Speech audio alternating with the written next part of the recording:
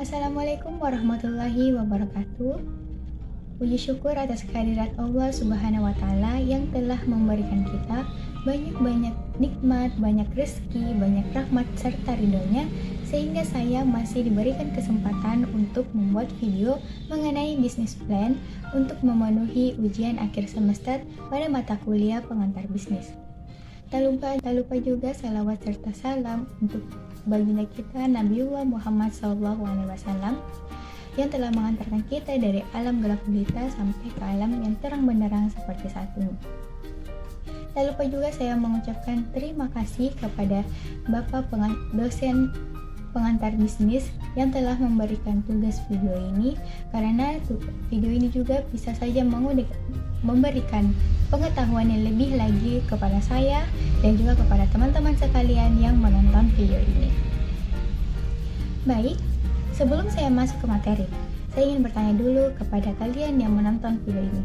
Apakah sebelum kalian mendirikan sebuah bisnis, pastinya kalian akan bertanya, di mana sih bisnis saya ini akan dijalankan? Bagaimana ke depannya? Siapa-siapa targetnya? Bagaimana produk, kemasan, dan juga lain-lain. Nah, apakah kalian tahu bahwa semua pertanyaan ini semua tercantum di dalam business plan? Di mana business plan ini bisa saja kalian buat sebelum Anda memulai bisnis atau pada saat sudah menjalankan bisnis. Dan pada saat sudah menjalankan bisnis, Anda ingin lebih membuat bisnis Anda itu lebih maju lagi, sehingga Anda membuat bisnis plan ini. Atau bisnis plan ini juga bisa Anda gunakan untuk mencari modal dari para investor. Nah, untuk lebih lengkapnya, mari kita bahas apa itu bisnis plan. Apa sih itu bisnis plan? Nah, bisnis plan atau bisa dikatakan sebagai perencanaan bisnis adalah suatu pernyataan tertulis mengenai perencanaan bisnis sebagai pedoman awal dalam memulai usaha, sehingga apa yang kita usahakan itu berjalan sesuai dengan harapan. Nah, bisa dikatakan juga bisnis ini sebagai rencana bisnis untuk memprediksi peluang yang akan datang, peluang pada masa yang akan datang, dan juga bisa sebagai alat untuk mencari modal investor. Nah, dari pengertian ini saja kita mendapatkan 3 keuntungan atau 3 manfaat dari membuat bisnis plan ini, yaitu sebagai pedoman awal untuk mengetahui apakah bisnis kita ini berjalan sesuai dengan harapan. Yang kedua, sebagai alat memprediksi peluang yang akan datang, dan juga yang ketiga, bisa sebagai alat untuk mencari modal investor. Nah, kita lanjut unsur-unsur pada bisnis plan. Di samping sudah tertera di dalam PowerPoint, ada beberapa unsur-unsur bisnis plan. Yang pertama itu ada executive summary, di mana di dalam executive summary ini berisikan ringkasan mengenai visi, misi, dan tujuan dari bisnis yang kita jalankan nantinya. Nah, kenapa hal ini penting ya? Kenapa visi, misi, dan tujuan dari bisnis itu penting? Bukankah kita bisa saja menjalankan langsung bisnis kita tanpa adanya visi, misi? Ya, bisa saja. Namun, kita tidak akan tahu kemana bisnis kita ini akan jalan dan apakah nanti yang akan kita lakukan pada bisnis kita. Nah, inilah pentingnya visi, misi, dan tujuan dari bisnis.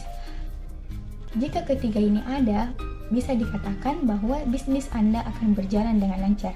Dan juga selain itu, para investor dengan mudah memberikan modal kepada bisnis kita jika visi, misi, dan tujuan dari bisnis itu tentunya bagus untuk mereka. Yang kedua, ada company background. Company background ini berisikan tentang latar belakang berdirinya usaha kita. Mengapa usaha kita ini ada, apa sebabnya, dan juga di sini kita memberikan penjelasan mengenai peluang apa saja yang kita dapatkan di dalam kita menjalankan bisnis kita ini. Lanjut, yaitu mission statement. Di mission statement ini berisikan ringkasan dari misi perusahaan. Nah, apa bedanya dengan executive summary yang tadi yang berisikan misi juga pada perusahaan? Di executive summary ini merupakan misi dari perusahaan saja. Namun di mission statement ini lebih menjelaskan secara rinci lagi apa-apa saja yang nanti kita lakukan dalam memajukan usaha yang direncanakan, bagaimana misi dan caranya, dan cara-cara dalam mencapai target kita di akan datang. Lanjut, yang keempat, ada financial planning, di mana di dalam financial planning ini tentang pengelolaan keuangan. Ini salah satu menjadi inti dari bisnis plan ini, karena berhasilnya atau tidak dalam bisnis kita adalah di dalam pengelolaan keuangan. Nah, di financial planning ini berisikan investasi awal sebagai permodalan usaha, biaya-biaya apa saja yang kita keluarkan dalam operasional bisnis kita, baik itu per bulan, per tahun, dan juga berapa kira-kira penghasilan yang kita dapatkan dalam setiap harinya, atau setiap minggunya, atau setiap bulannya. Nah, apabila kita mempunyai partner dalam bisnis yang kita jalankan ini, maka di bagian ini juga menjelaskan keuangan-keuangan dari para investor yang bekerja sama dalam bisnis kita. Lanjut, yang kelima ada product description, di mana di product description ini menjelaskan tentang produk yang kita hasilkan tentunya. Nah, di sini kita menjelaskan bagaimana kemasannya, apa saja bahan olahannya, bagaimana cara membuatnya, kita menjelaskannya di sini. Dan juga sama seperti yang keempat financial planning, di sini juga kita menjelaskan produk-produk apa saja dari para investor yang bekerja sama dengan bisnis kita. Lanjut, yang keenam ada marketing plan, di mana di dalam marketing plan ini adalah strategi pemasaran. Pastinya strategi pemasaran kita tuh harus baik untuk lebih menarik para peminat atau para konsumen untuk datang ke toko kita atau ke bisnis kita.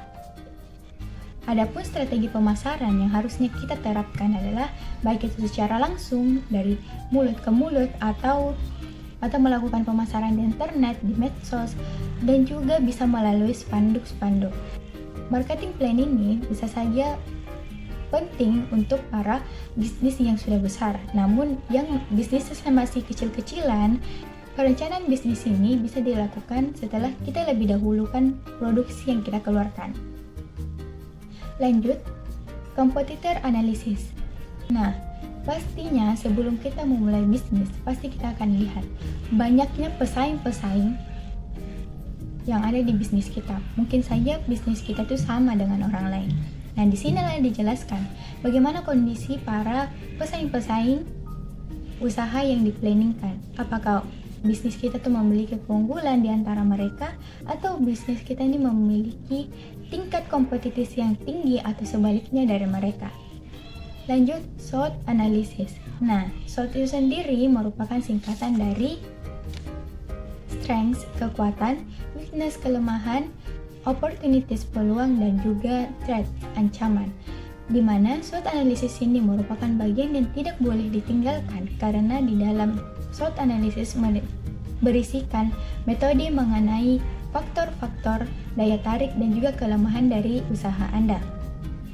Jika bisnis kita masih kecil-kecilan, maka SWOT analisis ini bisa menjadi tolak ukur dari keberhasilan atau tidaknya dari bisnis yang kita jalankan. Lanjut, yang terakhir ada timeline. Timeline ini adalah target dari bisnis kita. Setiap bisnis yang kita jalankan harus mempunyai target. Apakah itu target dari produksi yang kita keluarkan atau target dari para konsumen yang datang di toko kita. Baik itu secara jangka panjang maupun jangka pendek harus kita targetkan. Selain itu juga di timeline ini kita bisa menjadikan evaluasi apa saja yang telah kita lakukan pada bisnis kita pada sebelum-sebelumnya. Nah, bagaimana sih cara membuat bisnis plan? Bisnis plan akan mudah kita lakukan, akan mudah kita membuatnya jika kita memahami yang ketujuh ini. Yang pertama, lakukanlah lebih banyak riset sebelum membuat bisnis plan. Di mana riset yang kita lakukan di sini bisa saja sebagai pertanyaan atau riset pasar. Pertanyaan ini bisa kita dasarkan dari 5W1H. What, why, when, where, who, dan juga how. Apa, di mana, siapa, kapan, dan bagaimana. dan juga kenapa bisnis kita ini jalan. Dan juga setelah kita menganalisis dari pertanyaan-pertanyaan tersebut, kita akan melakukan analisis pasar. Dimana jika kita melakukan analisis pasar ini, kita pastinya sudah memikirkan strategi apa yang akan kita lakukan dalam mengembangkan bisnis kita. Di sini juga kita akan melihat para pesaing-pesaing dari bisnis kita. Yang kedua, cobalah untuk membuat company profile, yang dimana di dalam company profile ini berisikan nama, alamat dari bisnis kita, dan juga visi, misi, dan serta tujuan dari bisnis. Kita harus memahaminya terlebih dahulu sebelum membuat bisnis plan. Yang ketiga adalah tentukanlah tujuan bisnis Anda. Ini sangat penting seperti yang dari tadi. Dan yang keempat, siapkanlah seluruh dokumen yang Anda butuhkan. Karena di dalam bisnis plan kita akan memasukkan data tentang keuangan bisnis kita, bagaimana perencanaan target ke depannya, semua itu harus ada.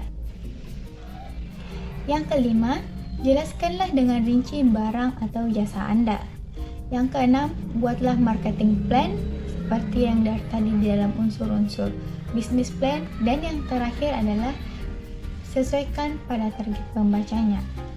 Maksudnya, kita harus membuat bisnis plan dengan melihat terlebih dahulu siapa yang akan membaca bisnis plan kita ini, siapa yang akan membaca perencanaan bisnis kita ini, apakah para investor atau yang lainnya, karena macam-macam dari bisnis plan ini ada banyak.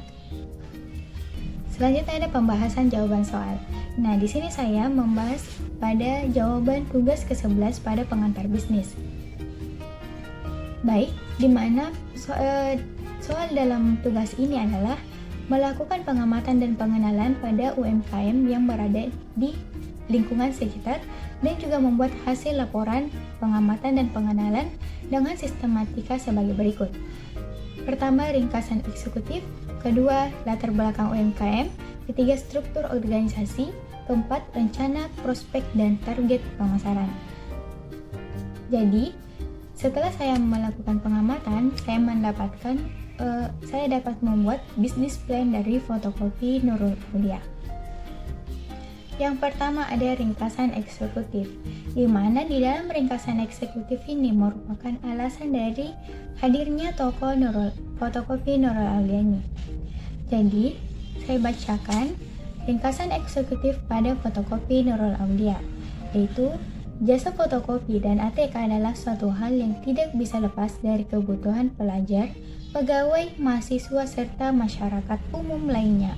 Peningkatan usaha fotokopi dan ATK akan meningkat seiring peningkatan yang pesat di dunia pendidikan dan perkantoran yang membuat usaha ini semakin dicari dan dibutuhkan di pasar. Itulah alasan mengapa toko fotokopi Nurul Aulia ini hadir di tengah COVID-19 melanda. Di tengah COVID-19 melanda, toko ini mengalami penurunan pendapatan dikarenakan tutupnya sekolah-sekolah yang dimana itu menjadi salah satu sumber pendapatan pada toko ini. Selanjutnya ada latar belakang UMKM, yaitu latar belakang dari fotokopi Nurul Aulia ini.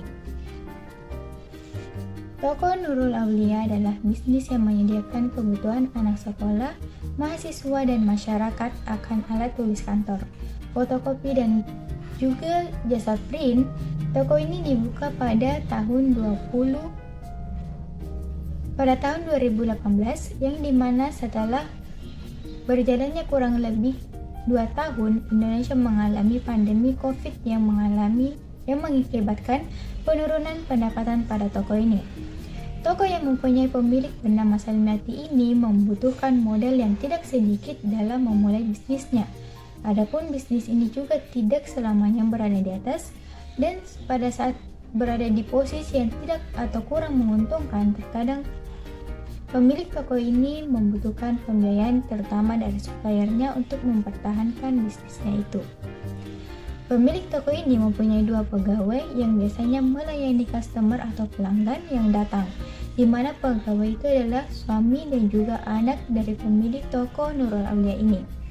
Toko ini biasanya akan ramai pelanggan ketika pergantian tahun ajar, karena di situ banyak siswa-siswi maupun mahasiswa yang membutuhkan buku, pulpen, ataupun perlengkapan lainnya untuk proses pembelajaran. Toko ini bertempat atau berlokasikan di Jalan Dr. Wahidin Sudirohusodo, di mana toko ini bisa dikatakan cukup strategis karena berdekatan dengan tempat yang ramai-ramai orang dan juga berdekatan dengan sekolah, rumah sakit, dan juga kantor pengadilan. Namun, walaupun begitu banyak juga toko saingan lainnya yang menyediakan kebutuhan-kebutuhan lebih lengkap dibandingkan toko ini. Toko ini hanya menerima pesanan dari offline saja atau langsung di tempat, namun tak sedikit juga banyak pelanggan yang membuat pesanan fotokopi atau print dengan lewat WA pribadi sang pemilik toko. Selanjutnya ada struktur organisasi dari Fotokopi Nurul Aulia. Jenis usaha dari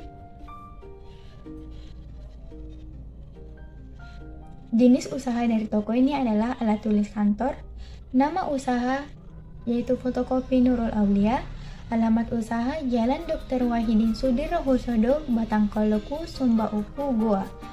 Telepon 081355. Surat izin usaha ada pemilik Salmiati, bagian keuangan Salmiati, bagian promosi Harsanto, dan bagian pelayanan terdapat 2 orang yaitu Harsanto dan Aulia.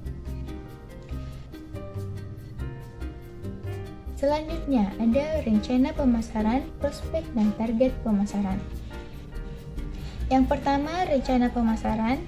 Rencana yang dilakukan toko ini adalah promosi yang dilakukan dari mulut ke mulut dan juga penyebaran informasi yang dilakukan dengan penyebaran pamflet di medsos, brosur, dan poster di tokonya. Selain itu juga toko ini kadang melakukan kerjasama dengan perorangan atau sekolah maupun institusi di sekitarnya dalam kegiatan tertentu. Produk ATK-nya ditata rapi, menarik dan sedemikian rupa, dan juga limbah kertas-kertas dari toko ini dijual lagi. Prospek. Yang pertama ada jasa produk, menawarkan segala jenis alat tulis terlengkap di daerahnya dan juga menyediakan jasa fotokopi dan print. Harga, toko Nurul Aulia menyesuaikan dengan harga pasar. Promosi yang dilakukan dari mulut ke mulut, penyebaran pamflet, pemasangan poster. Strategi yang akan dilakukan pada Fotokopi Nurul Aulia ini adalah meningkatkan kualitas usaha, memberikan pelayanan yang lebih baik, memanfaatkan momen khusus, menjalin kerjasama dengan institusi dan sekolah, dan yang terakhir melakukan penataan penyimpanan barang. Yang terakhir ada target pemasaran, di mana target pemasarannya adalah siswa dan masyarakat menengah atas sampai menengah bawah. Dalam menjalankan usaha ini, kami memastikan akan nilai dan tingkat pertumbuhan tinggi seperti pelajar, mahasiswa, pegawai, dan lain-lain. Nah, setelah penjelasan mengenai pengertian unsur-unsur serta cara membuat sampai pada pembahasan soal, kita akan masuk pada manfaat dari bisnis plan. Pastinya banyak manfaat yang kita dapatkan dalam membuat bisnis plan, apalagi di dalam pengertiannya saja kita mendapatkan beberapa keuntungan. Nah, manfaat bisnis plan adalah sebagai media pedoman rencana bisnis, mencari sumber dan atau alat untuk menarik investor, sebagai tolak ukur dan mengambil keputusan, dan yang terakhir menjelaskan tujuan bisnis. Nah, baik, itu saja yang bisa saya jelaskan pada video kali ini mengenai bisnis plan. Kurang dan lebihnya mohon dimaafkan. Wassalamualaikum warahmatullahi wabarakatuh.